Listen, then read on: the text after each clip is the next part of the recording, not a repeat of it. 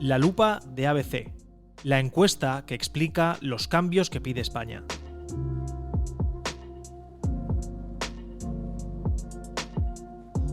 Estamos con Narciso Michavila, presidente de GAT3, con quienes hemos realizado una importante encuesta en los últimos 4 días en ABC sobre asuntos de actualidad distintos y sobre intención de voto de cómo está ahora misma la situación política y electoral en España. Narciso, ¿cómo estás? Muy bien, muchas gracias por la invitación y además por apostar por podcast, que está siendo la clave de la victoria, de las victorias electorales en todo el mundo. Bueno, tenemos que ir por ese camino, sin duda que le interesa a la gente el modelo. No sé, de toda la encuesta electoral que hemos hecho, Narciso, ¿qué te gustaría destacar o cuál es la conclusión general que podemos hacer de ese gran sondeo que hemos publicado en ABC? Bien, yo sé que hay mucha gente que lo que más le interesa es ver pues la suma de escaños por bloques, empezar a hacer ahí alianzas, etcétera. Y tengo que volver a prevenir que lo que más cambia precisamente en el mundo de la política es el voto, son los escaños, ¿no? Pero es que en la encuesta a veces nos pedía que testáramos muchísimos temas de imagen de candidatos y de problemas de los ciudadanos, de la vivienda, y por lo tanto hay mucha información muy bien cruzada, muy bien tratada. Y por lo tanto yo como sociólogo, bien, bueno, el voto está bien, pero sobre todo el ver por qué está cambiando el voto como está cambiando. PP y Vox se van a un número de escaños altísimo, estábamos hablando de unos 195. Ahora mismo, ¿qué tendría que pasar? Se me ocurre preguntarte, ¿qué tendría que pasar en España para que se cambiase una tendencia que parece muy clara desde las últimas encuestas que se han venido realizando desde las últimas elecciones generales?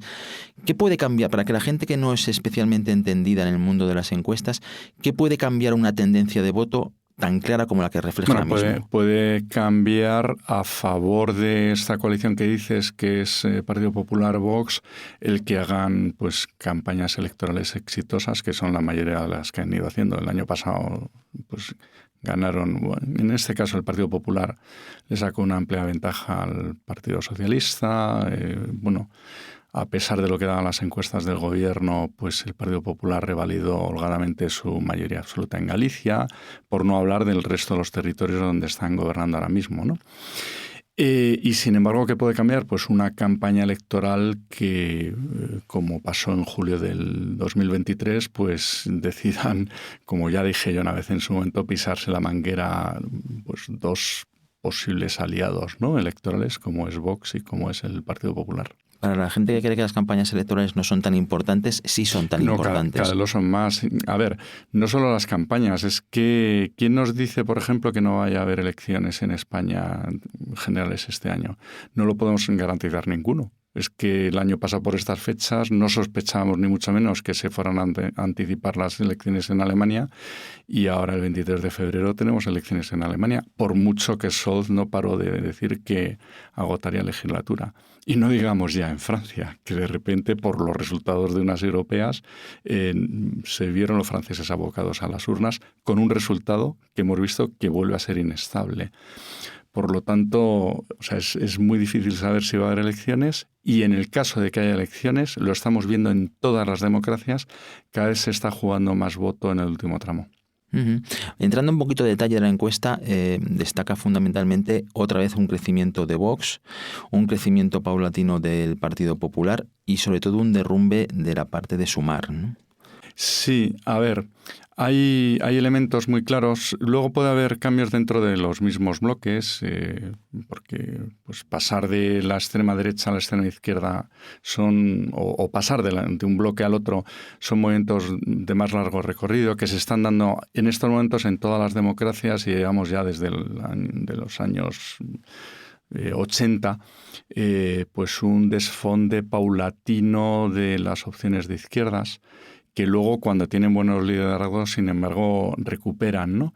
pero lo que ha pasado en Estados Unidos o lo que está pasando en Europa, y lo vamos a ver en Alemania. En Alemania el Partido Socialdemócrata se va a mínimos históricos, es decir, el 15% largo que pueda sacar Scholz es que era un partido de gobierno.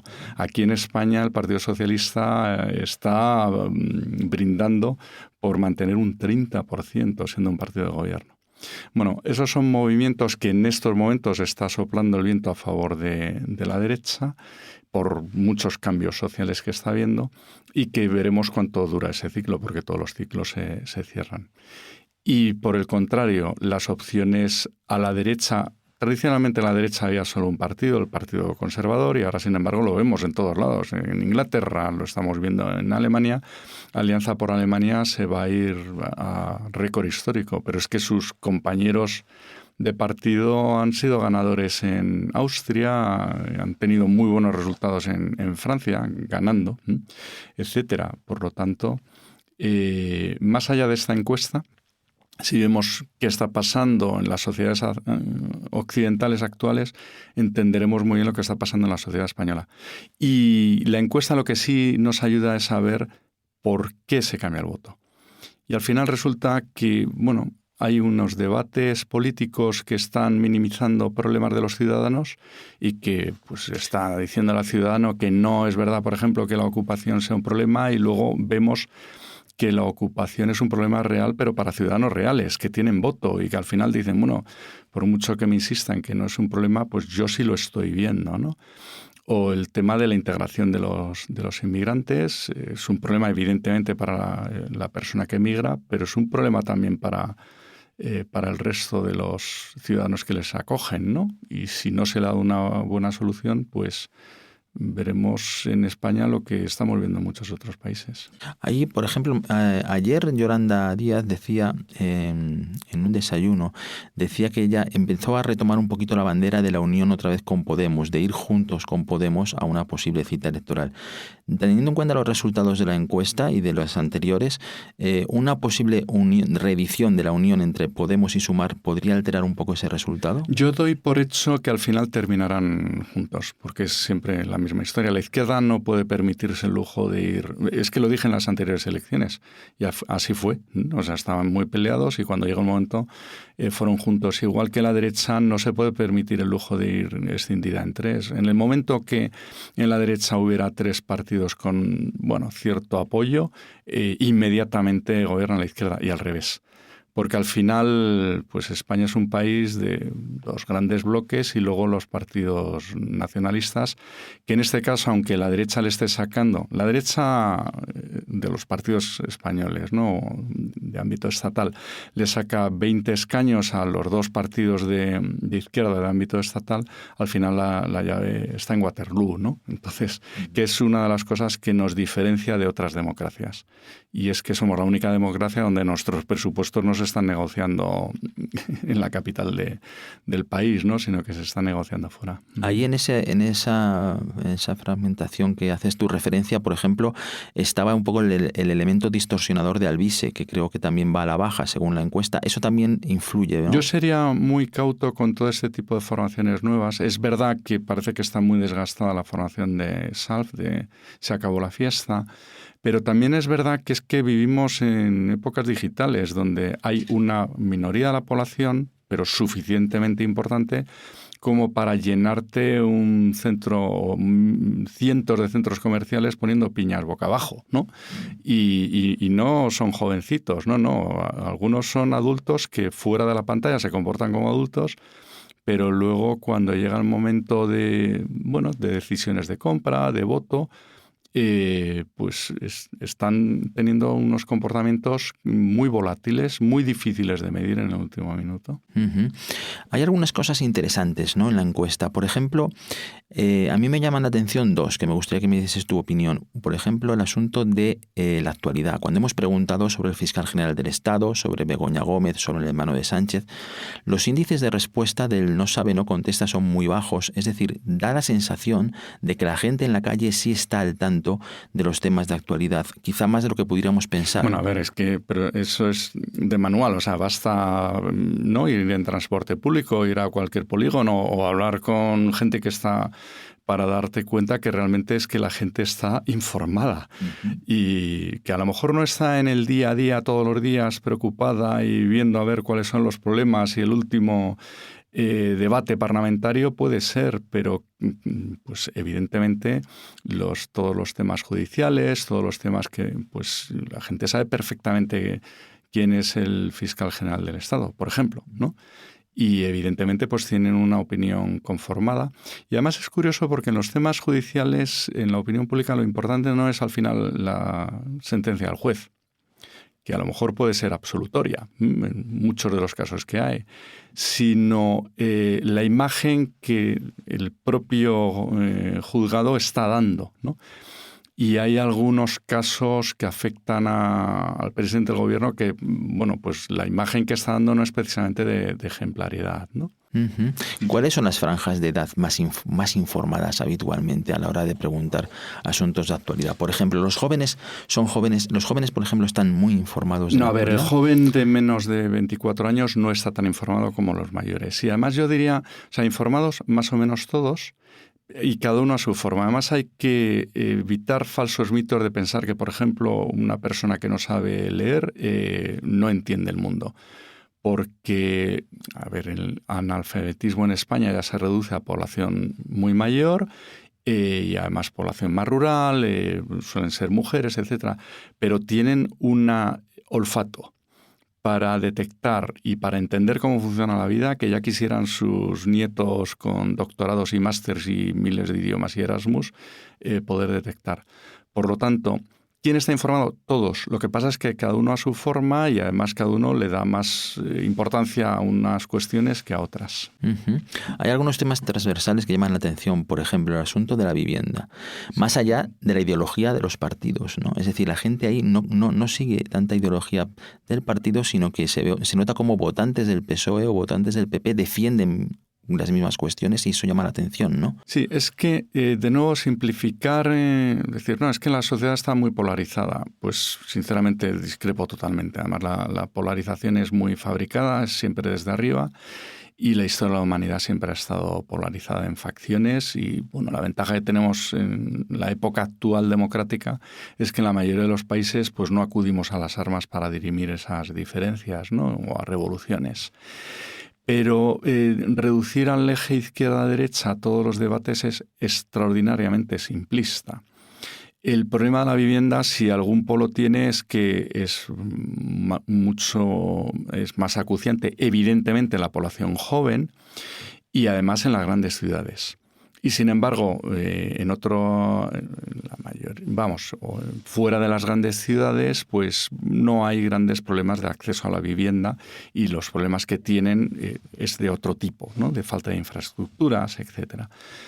Y curiosamente, cuando preguntamos por las soluciones, ahí es donde vemos que las ideologías políticas tienden a simplificar muchísimo. Y sin embargo, el ciudadano, cuando le preguntas, discierne muy bien y te compra a lo mejor fórmulas que podrían ser más de izquierdas y otras fórmulas más de derechas para resolver uno de los 3 grandes problemas de España en estos momentos, que es el acceso a la vivienda. El otro problema es de inmigración y el otro problema es de salud de nuestros jóvenes y soledad de los mayores, que viene a ser lo mismo. Uh-huh. Y hay algunas respuestas abrumadoras, ¿no? Por ejemplo, nosotros en la primera entrega que hicimos de esta encuesta de GAT3 fue el asunto de Franco, ¿no? Veíamos que había una respuesta demoledoramente mayoritaria. Pues fíjate, José Antonio, esta es de esas preguntas que te sorprenden, porque la mayoría de las preguntas ya más o menos sabes por dónde van a ir los tiros, y aquí, sin embargo, a todos los consultores nos sorprendió, pero desde que empezó el campo, y además tanto móvil fijo como online, el que realmente dices, pues sí, es que me cuadra. Es decir, ¿quiénes están a favor de los 50 actos este año por la muerte de Franco hace 50 años? pues están a favor un 14%, pero es que la mayoría de los españoles están en contra, que en el fondo no deja de ser de nuevo sentido común, es decir, señores políticos, les estamos pagando para que resuelvan nuestros problemas, no para que estén haciendo 50 actos sobre algo que pasó hace 50 años.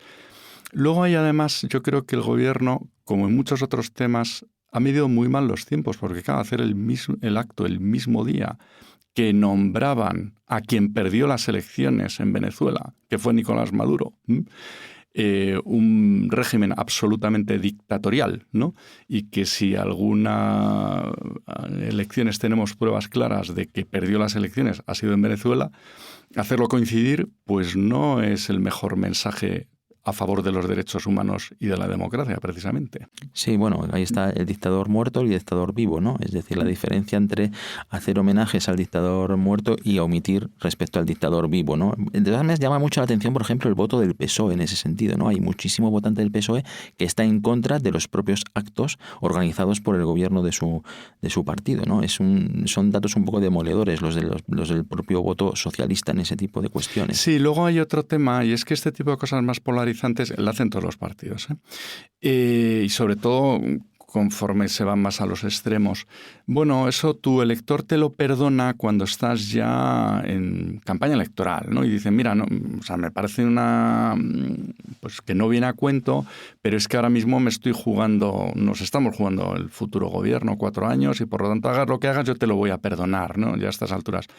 Pero ahora mismo no hay esa sensación. Entonces, lo que está pidiendo el elector, también el elector de izquierdas, es... llevan 6 años y todavía no vemos ninguna propuesta seria y sensata para resolver los problemas de la vivienda.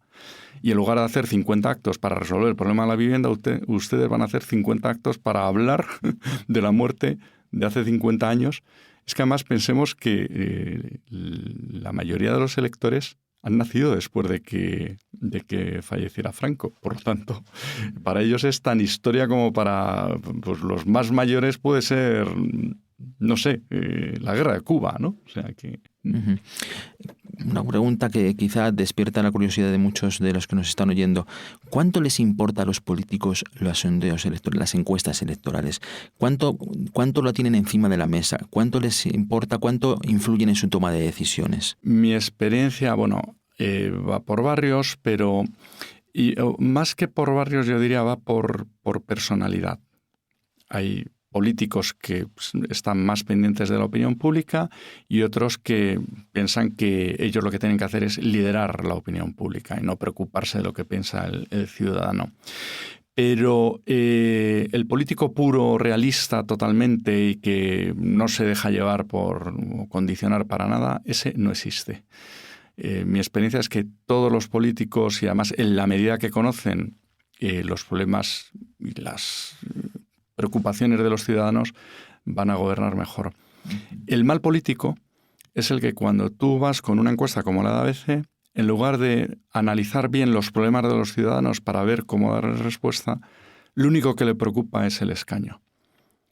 Y ese político está condenado a seguir perdiendo elecciones. Uh-huh. Después de todo lo que hemos publicado, después de vuestro trabajo en esta encuesta, ¿qué vaticinio te atreves a hacer sobre cuándo podemos ir a una convocatoria electoral en España? Pues a ver, vamos a hablar en términos de probabilidades. ¿Cuándo podría haber unas elecciones en España? Pues si uno analiza que eso no lo deciden los electores, sino que quien tiene la prerrogativa en España es el presidente del gobierno, en la medida que tenga apoyos parlamentarios. En este año 2025 es difícil porque a Pedro Sánchez no le interesa, porque ellos tienen los mismos datos que manejamos el resto de institutos, nada que ver con lo que están publicando con el CIS, nada que ver. Y por lo tanto no le interesa que haya elecciones ahora mismo, y luego sus socios de gobierno tampoco les interesa ahora mismo. Pero sus propios socios de gobierno, a medida que se vaya avanzando la legislatura, tendrán que huir de un superdomingo el cuarto domingo de mayo. Porque si se están eligiendo alcaldes en el País Vasco, en Cataluña, y se está votando en toda España, a la par que unas elecciones generales quien sale ganando en unas elecciones generales de un superdomingo son los dos principales partidos, Partido Socialista y Partido Popular. ¿Y quién sufriría? Sobre todo los partidos de ámbito no estatal, ¿no? Y por eso yo dudo que la legislatura llegue a su fin en julio del 27, pero no creo que vaya a haber elecciones este año. Todo esto dicho con muchísima cautela, porque al final sabemos lo que opinan millones de ciudadanos, pero no lo que vayan a decidir en Waterloo o en Moncloa, ¿no? Ese superdomingo que se tendría que favorecería en principio a los dos grandes partidos, como tú estás comentando, ¿tú ves alguna estimación de fecha? No, o sea, de ser superdomingo tiene que ser porque la ley española solo fija fecha seguro para las elecciones municipales, que además esas coinciden con la mayoría de las comunidades autónomas y por lo tanto sería el cuarto domingo de mayo del 2027.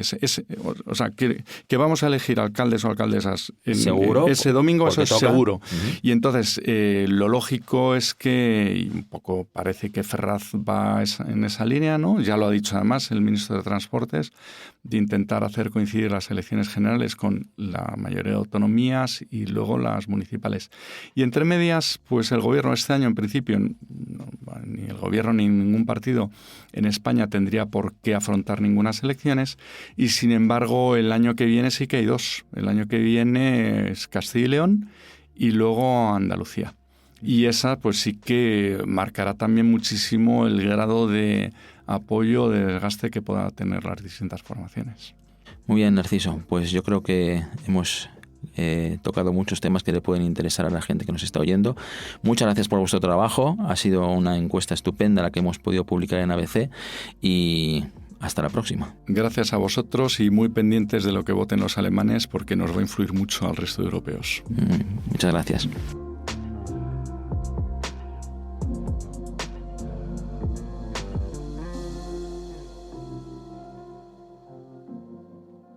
Muchas gracias por escuchar. Puedes encontrar más programas de ABC en la web del periódico, abc.es y en las plataformas de audio.